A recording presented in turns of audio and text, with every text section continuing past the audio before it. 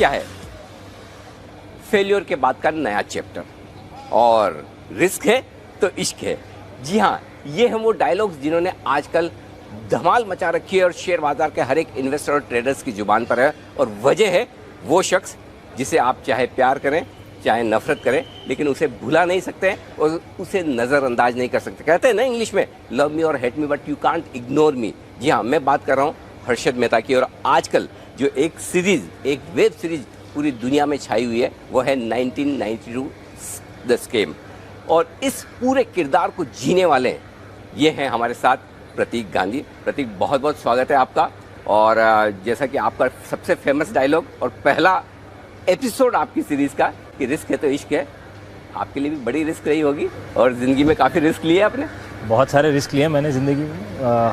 मैं खुद इंजीनियर हूँ, वहाँ से रिस्क लेके अच्छी खासी कॉर्पोरेट जॉब छोड़ के फुल टाइम एक्टर बनना बहुत बड़ा रिस्क था, वो भी लिया। ऐसे छोटे मोटे बहुत सारे रिस्क लिए मैंने। बिल्कुल, लेकिन आई एम श्योर कि इस रिस्क में आपको सबसे ज़्यादा मज़ा आया होगा अब तक जितने लिए, कि एक ऐसा चैलेंजिंग रोल जिसे पता नहीं लोग पसंद करेंगे नहीं करेंगे, लोगों को कैसा लगेगा।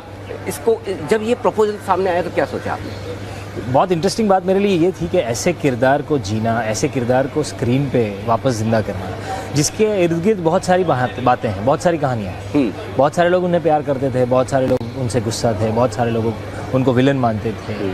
तो ऐसे कॉम्प्लेक्स किरदार को पेश करना एक एक्टर के लिए बहुत बड़ी चैलेंज होती है, उसी का मज़ा था। और जिन लोगों ने हर्षद मेहता को देखा है वो कहते हैं कि ऐसा लगा कि वापस हर्षद मेहता ही अपनी किरदार को जी रहे हैं जिस तरह से आपने जिया। लेकिन कभी कभी आपको ऐसा नहीं लगा कि कहीं कुछ ऐसा ना हो जाए कि लोग ये सोचने लगे कि मैं एक किरदार को बहुत ग्लोरीफाई कर रहा हूँ या उसकी काफ़ी मतलब यूँ कहूँ कि उसे बड़ा बनाने की कोशिश कर रहा हूँ? क्या कभी ऐसी फीलिंग आई? नहीं, हमने इस बात पे बहुत जोर दिया था, बहुत सोचा था और बहुत सोच समझ के ये निर्णय लिया था कि हम ना इसे हीरो बनाएंगे ना विलन बनाएंगे। हाँ। हम इसे एक इंसान के तौर पे स्क्रीन पे वापस जिंदा करेंगे, ताकि जिस किसी सिचुएशन में उन्होंने जिस तरह के निर्णय लिए उससे फिर ज़िंदगी में आगे जो हुआ वो हुआ। तो हम इसे सिर्फ एक इंसान बनाना चाहते थे और वही उसी की बात बताना चाहते थे। क्योंकि लोग सोचते कि कुछ लोग जिन्होंने वाकई में हर्षद मेहता का समय देखा और उन्होंने बड़ा पैसा बनाया, उसे हीरो मानते हैं। और कुछ लोग जिनके शायद पैसे डूबे भी होंगे जब बाजार तेज़ी से गिरा, तो उन्हें विलेन मानते हैं। लेकिन इस पूरी वेब सीरीज़ को देखने के बाद लगता है कि शायद वो इतने बुरे इंसान नहीं थे जितने दिख रहे हैं। क्या ये सही है? मैं भी यही मानता हूँ, क्योंकि जब ये 92 में जब हुआ था तब तो मैं बहुत छोटा था, मैं स्कूल में था। तो बहुत फेंट सी कुछ मेमोरी है मेरे ध्यान में जब मुझे पता चला कि ऐसा कुछ हुआ है और सब हिल गया है। वैसे भी मुझे फाइनेंशियल मार्केट कभी इतना समझ में आया नहीं था, मैं तो इंजीनियर हूँ, तो वैसे ही फाइनेंशियल वर्ल्ड से लेना देना था नहीं। पर ये जो आपने बात कही वो कहीं ना कहीं सच है, क्योंकि मुझे भी ऐसा लगता था कि यार कहीं ना कहीं तो ऐसा नहीं है कि इंसान 100% गलत है या 100% सही है। तो और जब ये 1992 में हुआ तब मैं मेरे सीए फाइनल का एग्ज़ाम दे रहा था और तब मैंने बड़े नज़दीकी से ये पूरा देखा। 89 से 92 के समय में जब मैं सीए कर रहा था तब ये सब कुछ हो रहा था और हमारा फाइनेंशियल मार्केट के साथ कनेक्शन था, तो वो यादें मेरे जहन में भी अभी भी ताज़ा है। लेकिन एक चीज़ जो इस सीरीज़ को देखकर समझ में आती है वो ये कि आप अगर अच्छा सीखना चाहें तो बहुत कुछ अच्छा है कि किस तरह से आप हिम्मत रख के कुछ बढ़िया काम कर सकते हैं, और गलत सीखना चाहें तो बहुत सारे शॉर्टकट्स भी हैं जी। तो आप क्या कहेंगे दर्शकों को, क्या सीखा जाए और कैसे सीखा जाए? मतलब बहुत सही बात है ये कि दादी नानी जो कहानियाँ कहती थी ना, वैसी वाली बात है कि उस कहानी में भी एक विलन होता है, एक हीरो होता है। आप विलन से भी कुछ सीखते हो कि ये नहीं करना है और हीरो से ये सीखते हो कि ये करना है। वैसी ही बात है इस पूरी सीरीज़ के बाद भी। तो जहाँ तक फाइनेंशियल वर्ल्ड की बात है, मैं तो बहुत छोटा सा एक ही चीज़ समझ गया कि लॉन्ग टर्म इन्वेस्टमेंट वाला जो सिस्टम है ना, वो सही है, वही करना चाहिए। मेरे जैसे लोगों को तो एटलीस्ट वही समझता है। बिल्कुल। अच्छा, फ़र्ज़ करें कि अगर आपको मौका मिले हर्षद मेहता से एक सवाल पूछना हो आपको, तो ऐसा क्या सवाल पूछेंगे? आपने जो उनका किरदार निभाया, उनकी ज़िंदगी को जिया है, तो एक कोई ऐसा सवाल जो आपको लगता है कि मुझे हर्षद से पूछ के ही ये जवाब लेना है? अगर ये सवाल मुझे पूछना है तो मतलब मैं तो एक ही सवाल पूछूंगा कि कहाँ कहाँ इन्वेस्ट करना चाहिए। अब तो फ्लैशबैक में पता चलता है कि एसीसी और माजदा सही थे। बिल्कुल। लेकिन अच्छा, एक चीज़ आप जो सीखना चाहते हैं उनसे कि हाँ ये चीज़ है जो सीखने लायक है। सबसे बड़ी बात उनकी मुझे बहुत पसंद आई, जो किरदार करते करते मैं समझ पाया हूँ कि रिस्क लेने का तो जज्बा था ना, वो बहुत सही था। मतलब और वो कहीं भी किसी से भी मिलने से, बात करने से, कोई नई चीज़ ट्राई करने में कभी उनको कोई झिझक नहीं हुई। तो वो एक मुझे मार्केट का तो फंडा ही वो है कि रिस्क तो मतलब आप हर सेकंड में यहाँ तो लोग रिस्क लेते हैं। एब्सोल्युटली। और मतलब वही फाइनेंशियल वर्ल्ड का आई गेस रिस्क एक ही बहुत बड़ा इनपुट ऐसा है जिससे ये पूरी दुनिया चल रही है। बिल्कुल। और एक चीज़ ऐसी जो आपको लगता है ना ये मैं ज़िंदगी में कभी नहीं करूँगा, जो हर्षद मेहता ने की है, ये नहीं करनी चाहिए और ये नहीं करना चाहिए किसी को भी। मुझे लगता है एक चीज़ जो शायद वो कर लेते तो बहुत अच्छा ये होता कि कब रुक जाना है वो समझ लेना चाहिए इंसान को। हाँ, कब रुक जाना है। हाँ, कहीं कहीं तो एंड होना चाहिए, कहीं तो रुकना है। तो मतलब वो सही टाइम पे अगर रुक जाओ तो लाइफ सेट हो जाए। सिस्टम को इस्तेमाल करने की भी एक लिमिट है, उस लिमिट के बाद मतलब हाँ। ठीक बात है। अच्छा, आपने जब ये सीरीज़ की तो जाहिर सी बात है कि मार्केट को तो गोल कर पी लिया होगा, एकदम पूरा मतलब जिया होगा अच्छे से। तो वो आपका जो फेमस डायलॉग है कि मार्केट 4 चीज़ों से बनता है, जरा वो बताइए। अरे बाप रे। खैर अभी मुझे पूरा डायलॉग याद नहीं होगा, पर मार्केट 4 चीज़ों से बनता है सब। वो उसमें एक इनसाइडर ट्रेडिंग भी था। मैं बता दूं आपको। हाँ जी। टिप्स, इनसाइडर ट्रेडिंग, रिसर्च और रिस्क है। रिस्क, उसमें थोड़ा रिस्क का तड़का मिला दिया जाए। सो एक तो टिप्स है जिसे कुछ लोग इनसाइडर ट्रेडिंग के तौर पे भी यूज़ करते हैं, और कुछ है मार्केट रिसर्च का टिप है। फिर मार्केट रिसर्च है जो कि कंपनी का पूरा बही खाता लेके कंपनी कहाँ जा रही है, क्या नया हो रहा है, उस सब से रिसर्च करते हैं। और फिर आखिरकार एक मेन चीज़ रिस्क तो है ही है। एब्सोल्युटली। और रिस्क है तो इश्क है, ये तो आप आई गए सब तो सब जानते हैं। लेकिन ये बताइए कि ये शुरुआत में जो आपने पहला एपिसोड रखा इस सीरीज़ का, उसका टाइटल ही यही रखा, और ये टाइटल बहुत कैची है और बहुत लोगों को पसंद आ रहा है। इसके पीछे क्या थॉट था?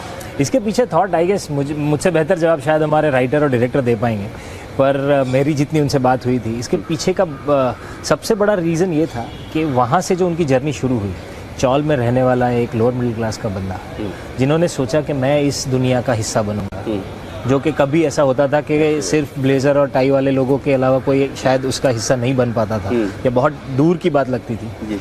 तो वो एक रिस्क लेके एक ऐसी दुनिया में घुसे जहाँ पर उनकी जगह कभी थी नहीं शायद, और वहाँ जाके जगह बनाई। तो इस लॉजिक को लेके उन्होंने रिस्क है तो इसके रिस्क आपने भी ली। आप कह रहे थे कि मैंने तो इंजीनियरिंग की पढ़ाई की और एक अच्छे खासे इंजीनियर, बढ़िया फर्स्ट क्लास आप बन सकते थे। ये कहाँ इतनी स्ट्रगल वाली, अब तो खैर स्ट्रगल नहीं रही, लेकिन स्ट्रगल वाली और बड़ी चैलेंजिंग लाइन में आ गए। मुझे पर्सनली ये लगता है कि चैलेंज और स्ट्रगल की जहाँ तक बात है ना, तो वो हमेशा आपको अपने मतलब पैरों पे खड़ा रखता है। हाँ। कि हमेशा भागने पे मजबूर करता है। So that keeps you going. So that is one part. The other part is passion.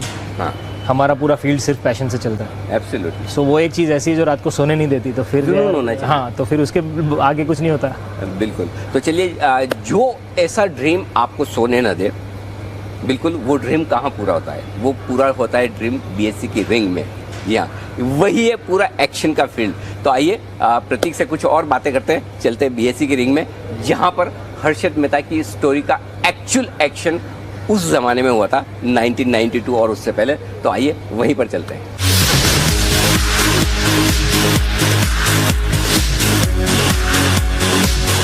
बहुत कम मूवीज़ या फिर वेब सीरीज ऐसी होती है कि जिसे आप देखना शुरू करें तो बस फिर जब तक ख़त्म ना हो आपको चैन ना आए, पूरी ख़त्म करके ही आप उठें। जी हाँ, ऐसी ही एक सीरीज जो इस वक्त पूरी देश और दुनिया में धूम मचा रही है, 1992 स्कैम की हर्षद मेहता की स्टोरी, और उनका किरदार निभा रहे हैं प्रतीक गांधी। प्रतीक हमारे साथ हैं, और ये वो जगह है जहाँ पर पूरा का पूरा एक्शन हुआ था उस ज़माने में जब ये सीरीज़ की स्टोरी बन रही थी, लोग जी रहे थे इसको, और अब ये स्टोरी आपके सामने वेब सीरीज़ के तौर पर आई है। और प्रतीक, जब आपका इंटरव्यू करने का मैंने सोचा तो एक डायलॉग मैंने ज़रूर याद किया था। उसमें कहा था कि मेरा इंटरव्यू करने के पहले मुझे जान लेना, क्या है कि जान लोगे तो मान लोगे। तो मैंने थोड़ा बहुत आपके बारे में जानने की कोशिश की कि आपने बड़ी पढ़ाई की है, इंजीनियरिंग की है, उसके बाद कॉर्पोरेट वर्ल्ड में काम किया है, और फिर जोश जोश में आप एक्टिंग वाले फील्ड में भी आ गए।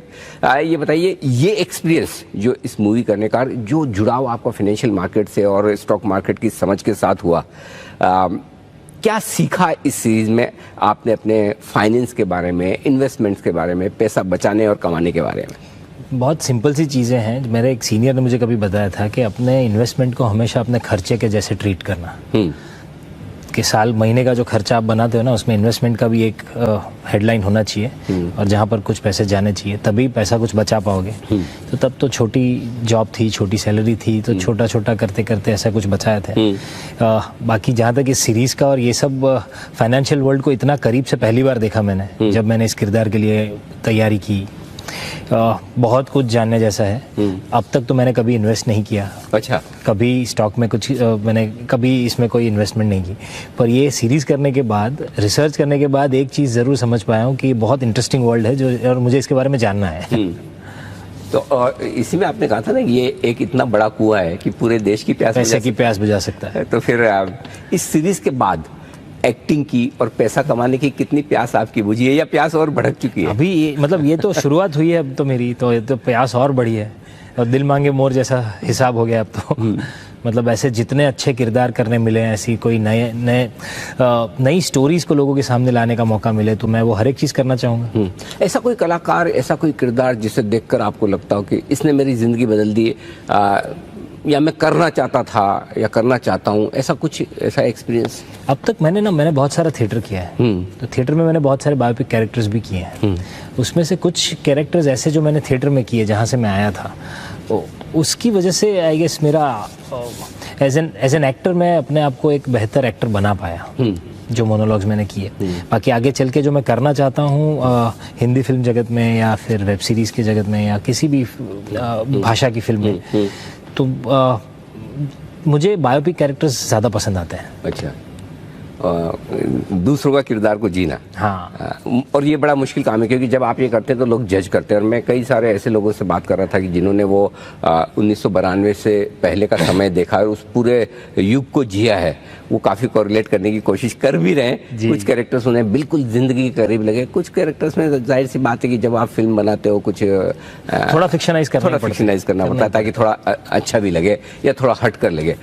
लेकिन मैंने सुना है कि आप क्योंकि बेसिकली गुजराती हैं और एक्टर तो है ही, इतना बढ़िया आप थिएटर करते हैं, मैंने सुना है बड़े अच्छे डायलॉग्स बोलते हैं आप, हिंदी फिल्मों के डायलॉग गुजराती में।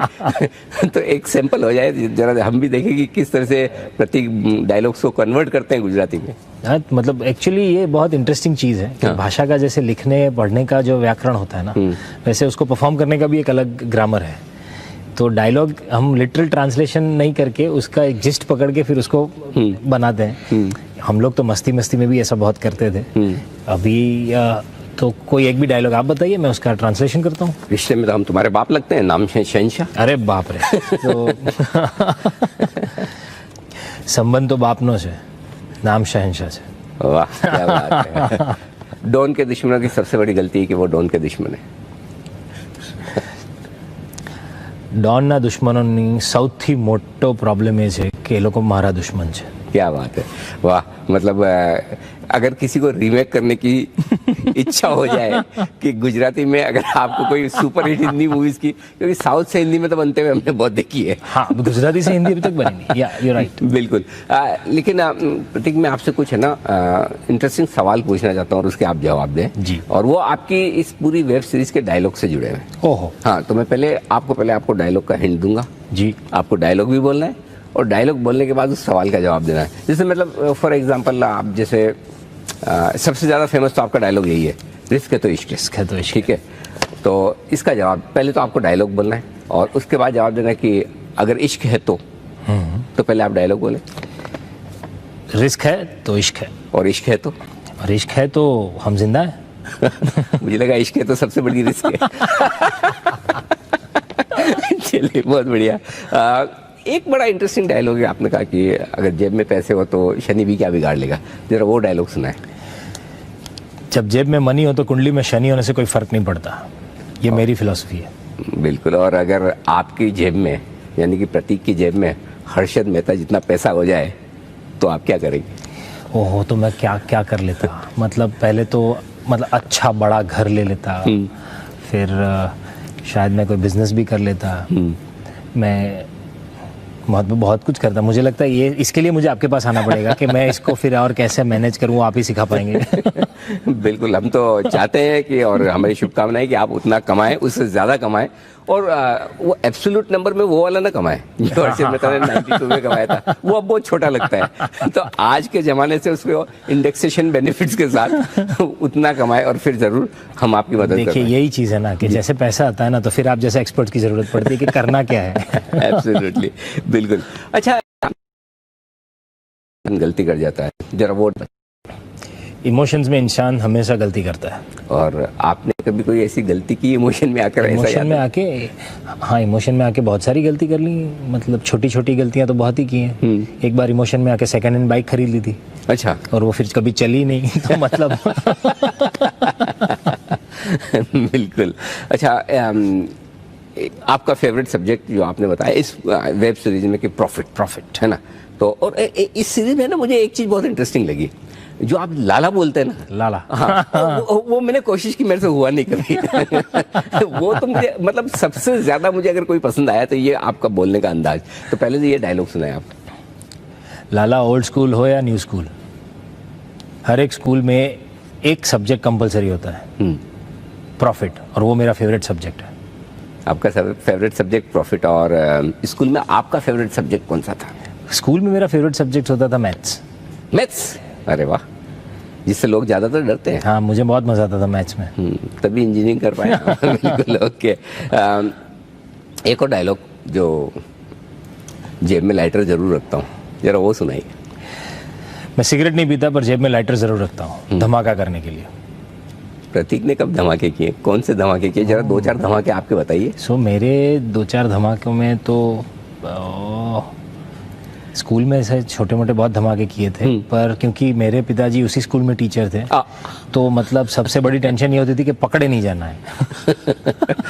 धमाका भी करना है, बचकर भी निकलना है। तो वो एक मतलब हर बार जब ग्रुप में मस्ती होती थी तो जुड़ जाते थे और फिर शांति से साइड पे चले जाते थे कि ग्रुप को पकड़ो, मैंने कुछ नहीं किया। इस सीरीज के बाद नेक्स्ट क्या, अब क्या, इसके बाद अब कैसे जिंदगी बदल रही, क्या कुछ नया हो रहा है आपकी लाइफ में? ये जो सीरीज हुई वो मेरी जिंदगी का बहुत बड़ा माइलस्टोन बन चुका है। इसके आगे लोगों का बतौर एक्टर मुझे देखने का नज़रिया भी बदल गया है। लोग थोड़ा और सीरियसली लेते हैं। इससे मेरा भी मेरे क्राफ्ट के प्रति एक जो फेथ था, एक ट्रस्ट था, वो भी बढ़ा है कि मैं जैसे करता हूँ, जैसे सोचता हूँ, शायद लोगों तक बात पहुँच रही है। तो वो भी एक विश्वास बढ़ा मेरा। पर अच्छे ऑफर्स आ रहे हैं, अच्छी फिल्म्स, वेब सीरीज़। सो अभी पहले जब ऐसा होता था कि यार कुछ नहीं है उसमें से सिलेक्ट करना था, अब 4-5 ऑप्शन में से एक सिलेक्ट करना है, तो it's a better position. Absolutely. और एक मौका आपको मिलेगा, कोई बड़ा धमाका करना है, एक विश दे दी जाए, ऊपर वाला कहेगा जाओ प्रतीक जो मर्जी आए कर डालो, क्या करेंगे? जो मर्जी आए कर डालो। तो पहले तो मैं कोविड वैक्सीन ढूंढ लूँ। वाह, अगर ये कर पाऊँ। क्या बात है, क्या बात है। ये बड़ी बात है, ये बड़े दिल वाली बात है कि आप अपने बारे में सोचने के बजाय पूरी देश दुनिया के बारे में। क्योंकि रहना तो जगत में ही है, अगर जगत ठीक तो हम ठीक, वैसी ही बात है। सही बात है, बिल्कुल ठीक बात है। एक और जो आपका डायलॉग है समय खर्च करने के, टाइम खर्च करने को लेकर, पहले वो डायलॉग बताइए, फिर मैं सवाल पूछूंगा। क्या अभी अपने पास खर्च लाला आज अपने पास टाइम के अलावा खर्च करने को है क्या? अगर ये खर्च नहीं किया तो हम खर्च हो जाएंगे।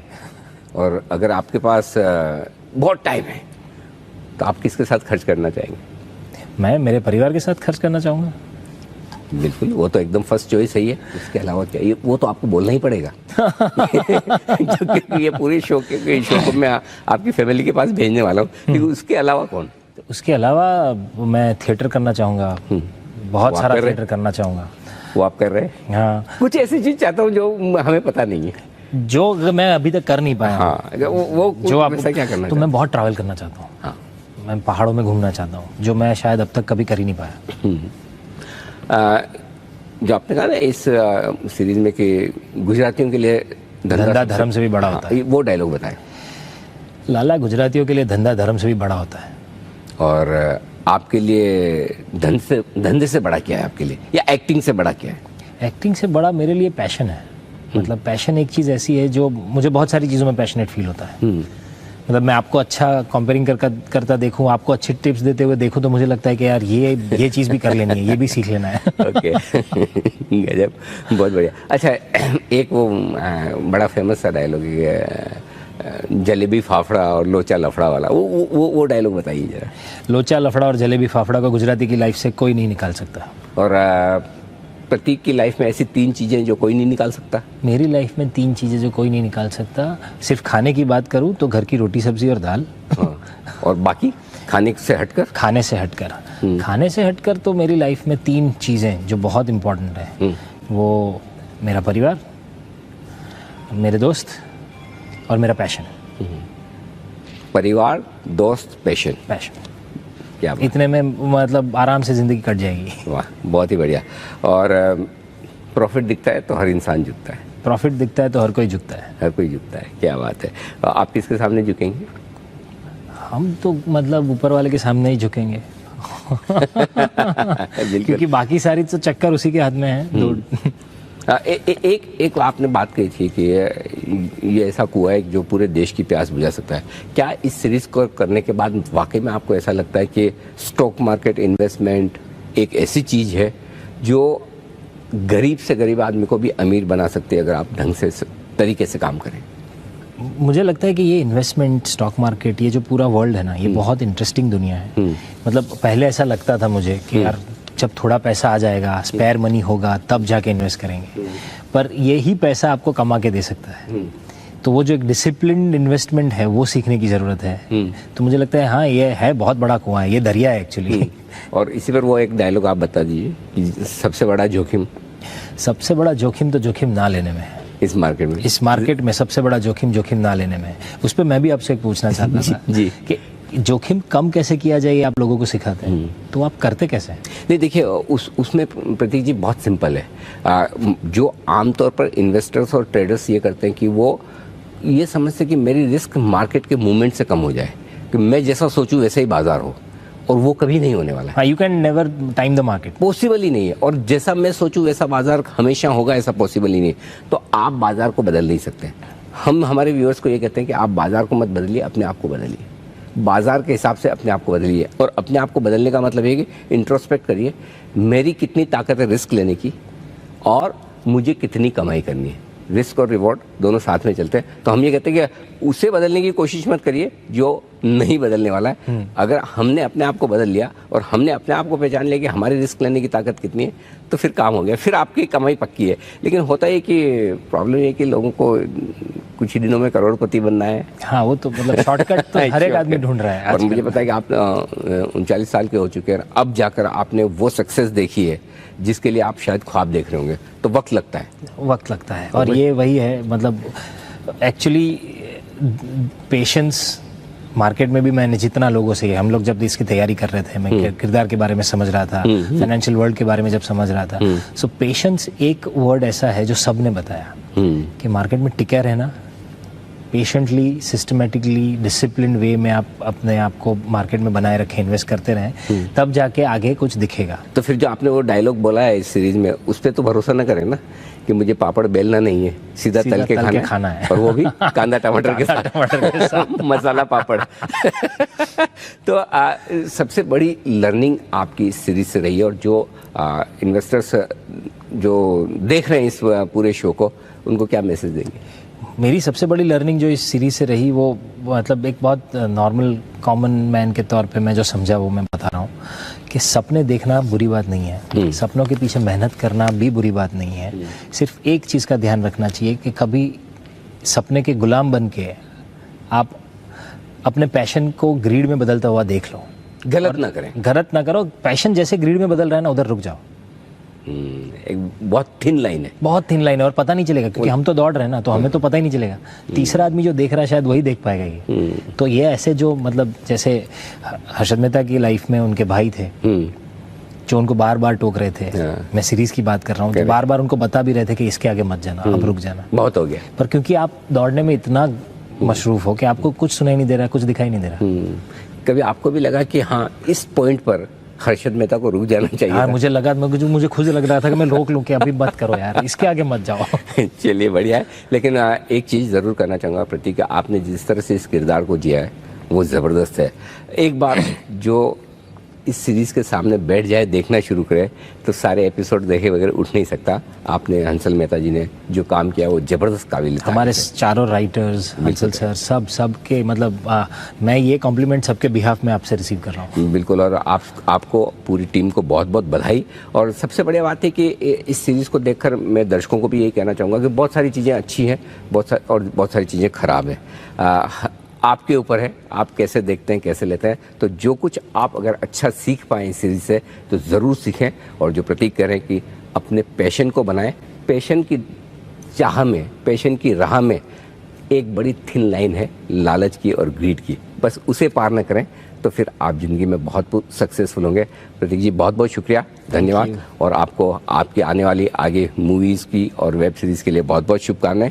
इसी बिजनेस से बातचीत करने के लिए बहुत बहुत शुक्रिया आपका। Thank you very much.